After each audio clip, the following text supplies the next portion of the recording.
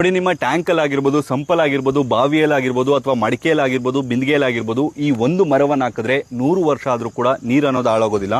ಇದು ಯಾವ ಮರಪ್ಪ ಅಂದ್ರೆ ನೇರಳೆ ಹಣ್ಣಿನ ಮರ. ನೇರಳೆ ಹಣ್ಣಿನ ಒಂದು ತುಂಡನ್ನು ಹಾಕೋದ್ರಿಂದ ಅದರಲ್ಲಿ ಫೈಟೋಕೆಮಿಕಲ್ ಅನ್ನುವ ಒಂದು ಕೆಮಿಕಲ್ ಇರುತ್ತೆ. ಸೊ ಅದೇನ್ ಮಾಡುತ್ತೆ ಅಂದ್ರೆ ನೀರಲ್ಲಿರುವ ಏನ್ ಬ್ಯಾಕ್ಟೀರಿಯಾಸ್ ಉತ್ಪತ್ತಿ ಆಗುತ್ತೋ ಆ ಬ್ಯಾಕ್ಟೀರಿಯಾಸ್ ಅನ್ನ ಕೊಂದಾಗುತ್ತೆ. ಆಗಿನ ಕಾಲದಲ್ಲಿ ಯಾವ ಪ್ಯೂರಿಫೈಯರ್ ಕೂಡ ಇರ್ತಿರ್ಲಿಲ್ಲ. ಸೊ ಕೆರೆ ಅಥವಾ ಬಾವಿಗಳಿಂದ ನೀರನ್ನ ತಗೊಬಂದ್ರೆ ಮಡಿಕೆಯಲ್ಲಿ ನೇರಳೆ ಹಣ್ಣು ಮರವನ್ನ ಅಥವಾ ನೇರಳೆ ಹಣ್ಣು ತುಂಡನ್ನ ಹಾಕ್ತಿದ್ರು.